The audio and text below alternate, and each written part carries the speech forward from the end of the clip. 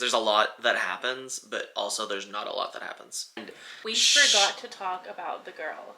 Which girl? Ideas. I knew exactly what had happened via my notes. Okay. There needs to be more of a statement if you're going to use that as such a big part of the book, I guess. Hey y'all, and welcome back to Joey's Booked. Today we are going to be doing something a little bit different, and we are going to be doing a Tabby read. So basically, I am here with Tabitha. That's me! So today we are going to be doing a bit of a buddy read, as in we already read the book because we've been super busy. Oh, I've been on vacation and just spending time with my husband. Yeah, and I've been busy with band camp and getting back into work. So we were supposed to do this whole video where we were going to read a book and break it down into sections, and then we didn't. Instead, you're getting this. We are still going to go through and talk about each section of the book and kind of break it down, our thoughts along the way. That way it's kind of similar to what we want it to do. And then at the end there will still be a bit of a spoiler section, so we'll make sure to leave a banner. And that way you can skip ahead or stop there if you don't want to be spoiled.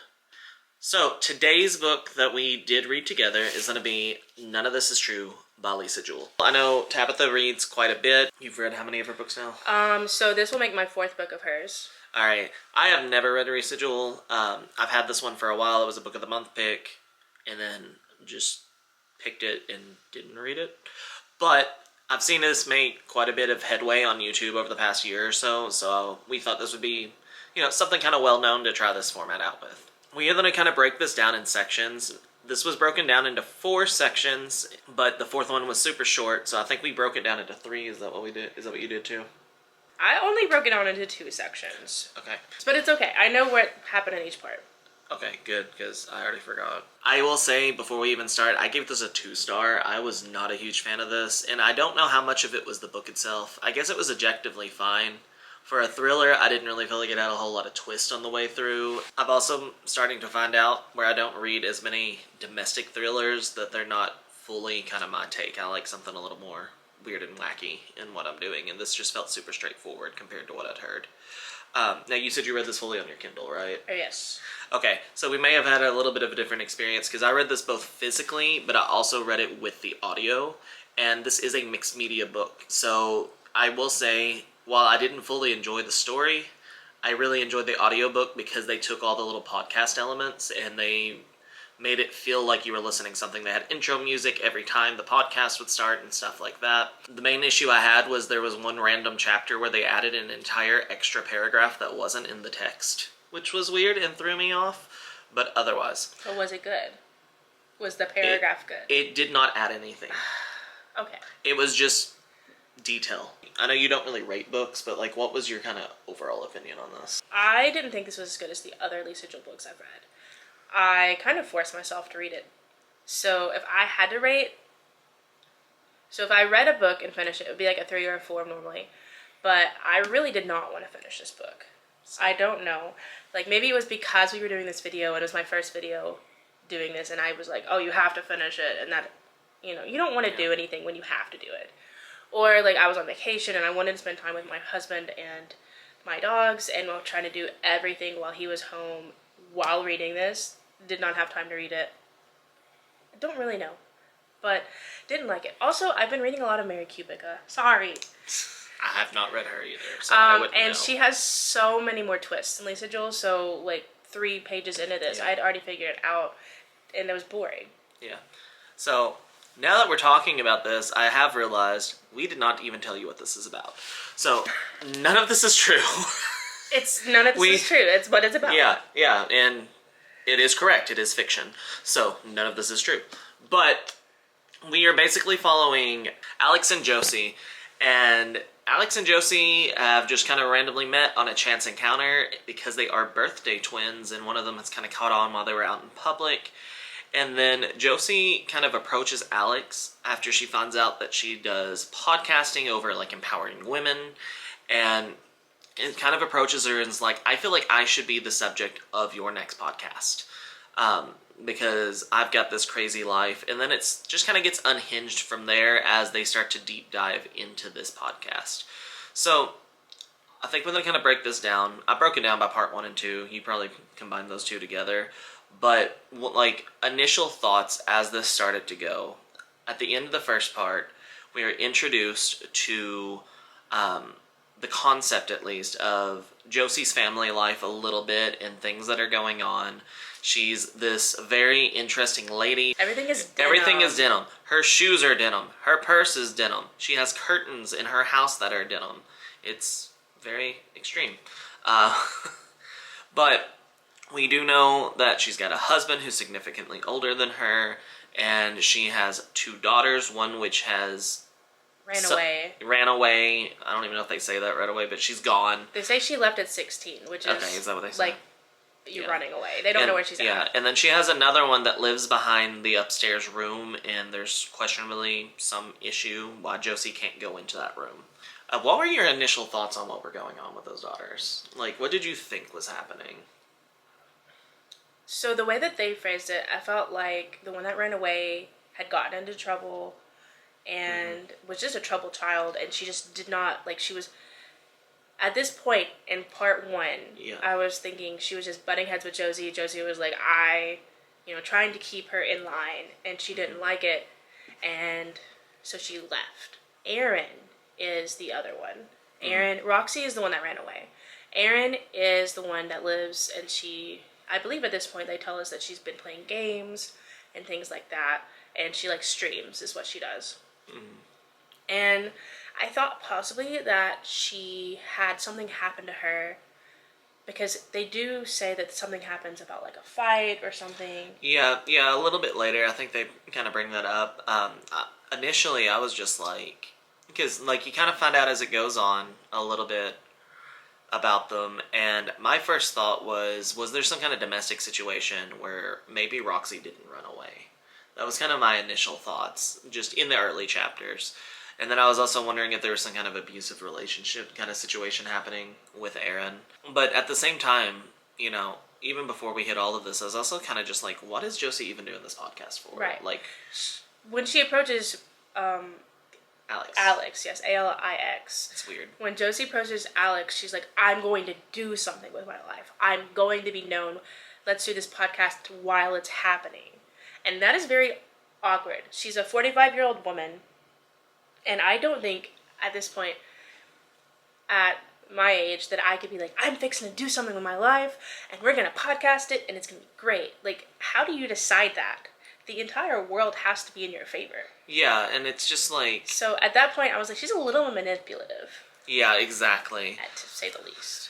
Also, I noticed throughout it, we start to get Alex's husband some, because they film at Alex's home is where she films everything, which was already kind of like, ooh, okay, something weird's gonna happen here. I don't want to bring a stranger into my home. Yeah. That's very weird. But we're seeing that Alex is having some issues with her husband, and he's questionably, well, he's pretty straightforwardly, from the beginning, got some alcoholic tendencies. And did you ever get the feeling that Josie was gonna try to get with Nathan at any point, because she started to seem obsessed? So my thoughts were, that she was getting rid of her husband, who was old, so, like, I was like, something's gonna happen to him. And she was gonna steal Nathan away. Or, she wanted Alex's life, is what I thought. That's what I was thinking also, yeah. Even going on from there, we start, as we get a little further in, we start seeing that Josie is doing some digging around Alex's house. She's getting some, like, weird tendencies, alright? And we are going to be getting into a little more detailed stuff as we go. I have a note from part 2 with Aaron, though, before we go on to that. I just said, does Aaron exist? I was wondering. I could see where, like, maybe something well, my thought was maybe Aaron isn't alive. Yeah, and so that too. Yeah. I almost thought that Josie was disassociating and she was Aaron. Mm-hmm. Like, I thought we might be getting into disassociation, or not disassociation, but multiple personalities kind of thing here. Like, she starts taking things, but then she starts taking things from Nathan. And I was like, what is gonna go down here? Like, there's a multiple routes that this could go. And then there seems to be this argument between Josie and Walter, as Walter starts to find out, Walter's Josie's husband, I don't think we said his name. But he starts to kind of find out that Josie's doing the podcast. Right. And there's a fight or whatever. She's been hiding it from him. She's been saying she's walking the dog. Yeah. And that she's met a mom from the girls' school. Yeah, and it's just like there's like this big confrontation, and Josie just shows up at Alex's. And what were your thoughts on what was going on there? Like, did you feel like you had a pretty good grasp, or did you have ideas? I knew exactly what had happened via my notes. I was also pretty straightforward. Yeah. So, okay, cool. Yeah, a lot of the twists in these were not very twisty. Like, this was supposed to be a big twisty thriller. It's very obvious what's going on for the most part. Like, there was some stuff with the kids, I will say. Right. I thought some different stuff was happening on the whole Aaron-Roxy situation. If this was one of the things where I felt like the twist, they tried to lead you towards a twist, and they were like, nah, the actual twist is it's just what it should be. Mm-hmm. Like, we could have went crazy, but we decided not to. It was just a red herring. Alright, so let's go into getting heavy spoilers towards the end at this point. So, through the end, we talked about a little bit that there's questionable mental illness and stuff happening for multiple characters. By the end of it, we find out that Roxy has ODD, oppositional defiant disorder. And then we also find out that Aaron is autistic. What did you think about the representation on those disorders? I didn't like them. I am a former teacher. I've taught children with autism. I've taught children with ODD. It was very, like, I want to look up an idea of what this is on Google, and now I'm writing an entire character about it. Yeah, I also was very unhappy. It was very stereotypical, and also not even strongly shown. Which, not that everyone that has a disorder, there's varying levels. But it was just like, let's make it out to be this really bad thing, and then introduce it, and then it not be that at all. Like, it was just, at most, maybe it was like slight neurodivergence on that. Which, like I said, it's a spectrum in any disorder.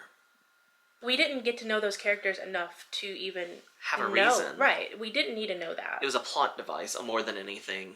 It was Josie. Well, Josie was telling the story. Yeah. So she was using that as, oh, I'm a good mother. My children have this. Yeah. Also, okay, mentioning that, at the end we find out that Aaron was also attacked by Josie. So we find out that she's killed Walter.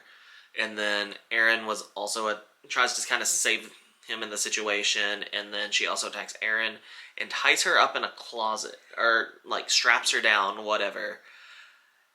It said that she survived on mop water. I know. That's what so was that? Gross. I could not have. She survived 3 days of a mop. You don't need water. This girl eats a liquid diet. She eats everything blended because she only eats soft foods. Well, that's why I thought something actually happened to her. Why does she need a liquid diet? I mean, I was like, maybe like she was attacked or something, and now she like went through rehab, and now this is what she has. But you're telling me you survived off mop water when you're barely surviving on your diet alone? Because how many times did it describe her as just like barely functioning? Yeah. So like, what was? I'm sorry, that was the most stupid thing. That was a detail you didn't even need. That was the most stupid thing I've ever heard.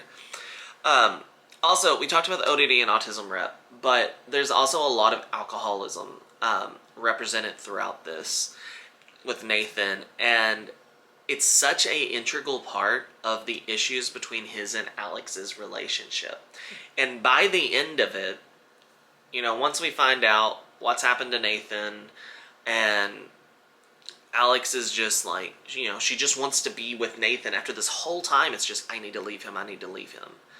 And I felt like they make this whole statement over, well, he just chose to be alcoholic because he loved her but wanted to protect her from himself. I don't even know what I'm asking, but like, what was that? I believe it was more that she had said that he had saw so many things when he was younger, so many bad things had happened. He had turned to alcohol, and then he met her. He was already an alcoholic. When they had children, he had stopped. Like, he was a recovering alcoholic, and then recently had just went back to it. And that's fine and dandy because, obviously relapses and things like that.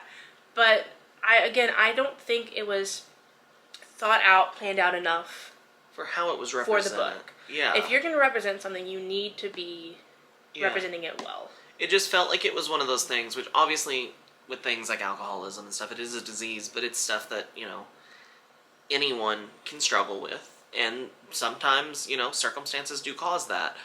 But it felt like it was just it was almost like a cap out of, you can do all these horrible things to someone and use that as an excuse, and it's okay. Mm-hmm. And I think that's where I had the biggest issue with it is, cool, there's multi-levels to love, there's multi-levels to all these things when you do have these relationships, but it's like, you can't just sugarcoat it and say, oh, it's okay, he had these reasons. Like, there needs to be more of a statement if you're going to use that as such a big part of the book, I guess. Okay. And then at the very, very end, probably my last question that I've got on this, unless you've got something to add, Josie is never caught. No. And we forgot to talk about the girl. Which girl? Brooke. Oh, I forgot about Brooke. Okay. Basically, Roxy has this friend. Right. Growing up. And the reason Roxy has run away is because she was secretly seeing this girl named Brooke, who was like, everyone just thought was her best friend. Right. And Josie gets jealous and kills Brooke and hides her in like a shed or something. So Josie ends up being jealous of Walter, like a relationship. Yeah. Anybody that has a relationship with Walter. There's a whole statement on grooming here. Yes. Okay. So, like, let's just say that, and I think Josie's mom says it best. What Josie wants, Josie gets. Yeah. So, while Josie was young and a minor, and Walter definitely should not have a change in relationships with her, he did not groom her. No. Like, especially with the way that she acted towards him. She was manipulating. And it's like, I hate to put any kid in that position because it doesn't make it okay that he acted on it. Right. But, like, this was such a bad take on grooming. Well, yeah, because they tried to say it was grooming. It's not. It's literally every single strong topic they tried to make a statement on. They tried to be like, but it's okay because it's a different situation. It was just so distasteful to anyone that could have picked this up. Yeah. And maybe had a trigger warning for grooming, or a trigger warning for, dealing with alcoholism, being alcoholic. Sexual assault. Because, oh my gosh, she literally told Alex on the podcast that Walter was sexually abusing her children, like Aaron, every night. That he would leave their bed and he would go to her room every night. He was in there playing video games with her. Like, none of this was, they just were like... None of this was true! They were like, I literally feel like she was just like, oh, here's all the hot topics right now. Let me write them down. Now, this character gets this gets this. Oh, where can I use this at? Like... Sorry, it just really clicked with me why they called it that, because everything that happens in the book is basically a lie. Yeah. But no, it shows at the end, though, with Josie that it's like, is she delusional, or is something else fabricated within this? And that, like, I don't know if it was trying to be ambiguous or what, but it's like, no, she's just delusional in my case. Like, what are they trying to make an argument on here? There's another one. I feel like she's wrote it to where she'll have a sequel. Because remember that one... It is very trinket. Set up for that. So Josie steals trinkets. Like, literally, she could steal... Like, if I was obsessed with Joey, like, Josie was obsessed with Alex, I would steal the cap from his water bottle. And just be like, oh, but it has his essence on it. She literally stole, like, soap, a drawing one of Alex's children made. Like, things like that. Yeah, like, it was just ridiculous things. So, like, I really think it's clear she's delusional. I do think there could be a sequel with this because she set it up for it. Mm-hmm. I also don't think I would pick up the sequel for this. I'm not picking up a Lisa Jewell book for a while. Yeah. Because this was so highly rated by my friends. And not that my friends, I were obviously allowed to like different things, but... Well, even on BookTube, I see there's a lot of divide on it. Mm-hmm. But... out of the people who love it, I see a lot of them saying this is her best. And for me, I know you say otherwise, but for me, having this first time touching this, it's like, do I even want to explore this author anymore? Right. If this was my first Lisa Jewell book, I would never read her again. So sorry, Lisa. yeah. If you're watching this, Lisa, I love you. I really loved the first book I read from you, which was, I don't remember now, but it's fine. Yeah. Okay, so we are back after the camera has died. We are on battery number 2. But yeah, so I think what we were talking about was, I just asked, because you read more thrillers like this than I do, just did you have any kind of maybe comp title that might have been something better, maybe either on the obsession or even some of the other topics that are in here? So I went through my Goodreads while we were changing the battery, and I have a lot on my Kindle right now to be read, but the one, like, obsession, delusional, manipulative, kind of similar title I have is, wow, I just forgot it. Mary Kubica. Is She's Not Sorry by Mary Kubica. And in that, the girl is manipulative and everything that she wants, she gets, and things like that. It's not exactly the same. It's definitely not exactly the same. But there are definitely a lot more twists, and it is a lot more intense to me. So I might actually take that as a recommendation at some point, because I've heard good things about her. I don't want to swear off thrillers like this yet, but this has definitely got me more worried on this domestic side. I have read Lisa Jewell and Mary Kubica pretty much the past 3 or 4 months, I want to say. Like, yeah, because I've just been alternating and then throwing in a few different books here and there. But I think I prefer Mary Kubica over... Well, I found Mary Kubica in Pinehurst. Oh, yeah, that was in your book? Pinehurst That was poem. my first book with her. I really liked... That was the book. Okay. Yeah, so if you are new to the channel and you haven't seen that, we'll try to link that video down below. Tabitha actually did a special vlog on the channel where she jumped in and kind of did her own thing for her, and we celebrated her birthday that way. You had that and a couple other books that you hauled while you were gone. So we can link that down below. All right, well, thank you, Tabitha, for getting out from behind the camera for a little bit. This was actually really fun. I enjoyed this conversation. This is a very simple look into our dynamic. It's not a simple look at all. We're normally at each other's throats. Okay, but I'm editing this. True. So it doesn't look like we're at each other's throats all the time. But yeah, you know, it's one of those things we really are. We work really closely together on this. It's not just a, you know, I do a lot of the book reading and stuff, but Tabitha's a huge part of this channel, so it's nice that she gets some of her credit too. So, thank you again, though. This was actually kind of fun reading the same book, because we very rarely ever do that. We're so different. Yeah. But maybe Joey picks the book this time. Yeah. Which is not going to be good for me. But we'll discuss genres and stuff. I'll make sure it's something that you actually have interest in, and I'm going to throw you into something random. Alright, well, if you did make it to the end of this video, Tabitha, what kind of emoji should we leave down below? You're better at emojis than me. For this one? What about the girl that does, like, the X sign? Oh, yeah. That's a good... None of this is true. We did not like this. Yeah, so put your X sign lady emoji up, whatever it's called. For none of this is true if you made it to the end of the video. If you did enjoy this, please make sure to like and subscribe. It really does help us kind of get things going. And we can't... Well, I know I can't wait to see you in the next one. Her, maybe not so much. Alright, bye. He gets on to me when I do this in the video. It's my video. I can do whatever I want. I'm the one that's editing. Thank you. That's what I was... I didn't understand fully what... Hey, y'all, and welcome back. No, wait, hold on. I had the really bad... At that point, that is...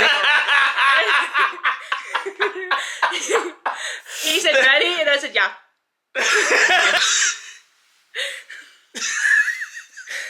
That's all this video is going to be, is us sitting here trying to get an intro. I'm ready. Yeah, so I'm Tabitha. I'm Joey, and welcome back to Joey's book. If you would like to hold it, you may. Gideon, what were your thoughts? When you read it with your dad.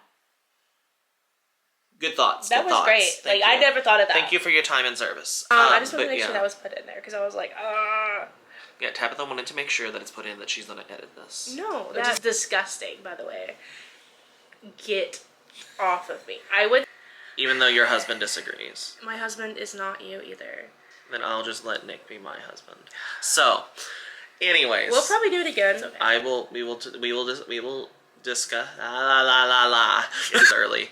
It is 11 a.m. Okay, but it is early for me right now.